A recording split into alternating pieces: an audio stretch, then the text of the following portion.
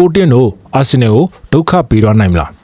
AS Sport ပြည်တများလုံးပဲမင်္ဂလာပါအောင်မြင့်ရတဲ့အောင်ပွဲတပွဲကောင်းပွဲရွေးချယ်မှုစီစဉ်နေပြန်လည်ကြိုဆိုလိုက်ပါတယ်ဒီနေ့မှာတော့အင်္ဂါညချန်ပီယံလိပွဲစဉ်တွေထဲက Sporting နဲ့ Arsenal တင်းတို့ရဲ့ပွဲစဉ်ကိုတုံးသက်တင်ဆက်ပြီးတော့မှာပဲဖြစ်ပါတယ် Sporting ရဲ့ DRD အဓိကအားအင်ကွင်းဖြစ်ပြီးတော့ 100D လုံးမှာအင်ကွင်းနှစ်ပွဲတာရှုံးနေတာပါပြီးခဲ့တဲ့16တင်စစ်မှာဆိုရင် Norway Club Bodo Glimt ကိုပထမအကြော့အဝေးကွင်းမှာ3ဂိုးပြတ်အရေးနှိမ့်ခဲ့ပေမဲ့အင်ကွင်းမှာ9ဂိုးပြတ်အနိုင်ရအောင်ကစားနိုင်ခဲ့ပါတယ်တိုင်ပွဲဆုံးနောက်ဆုံး9ပွဲမှာ၄ပွဲကတပွဲအနှိမ့်ဆုံး2ဂိုးသွင်းနိုင်ခဲ့တဲ့ Sporting ရဲ့တိုက်စစ်ပိုင်းကလည်း Arsenal ကိုဒီပွဲမှာအပြည့်အဝချင်းချောက်နိုင်ပါလိမ့်မယ်ကာတာမို Tricao Poti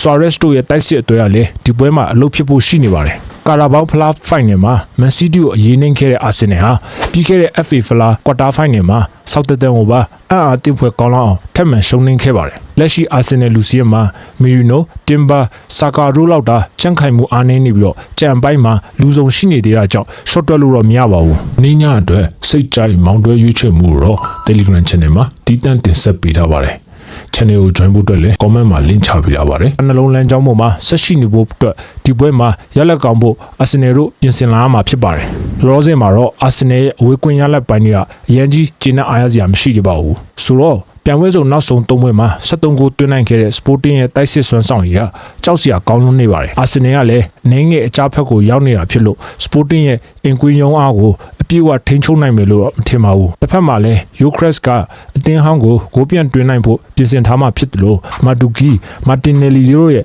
တာမန်တိုက်စစ်တွင်းနေနဲ့လည်းအလုပ်ပေးနိုင်ပါလိမ့်မယ်။အရေးကြီးတဲ့နောက်ဆုံးနှစ်ပွဲမှာ Man City နဲ့ Southampton တို့ကိုငကိုးစီခွင့်ပြုခဲ့ရတဲ့ Arsenal ခန်းစစ်ကတော့ Portuguese မြေမှာလည်းဂိုးပြန်ပေးရဖို့များနေပါတယ်။ပြန်လည်တွင်းဂိုးတွေမြင်တွေ့ရနိုင်တာကြောင့်ဒီပွဲမှာတော့ဂိုးအပေါ်ကိုပဲရွေးချယ်ပေးခဲ့ချင်ပါတယ်။ဒီဂိုးတွေအားလုံးပဲအောင်ပွဲခံနိုင်ကြပါစေဗျာ။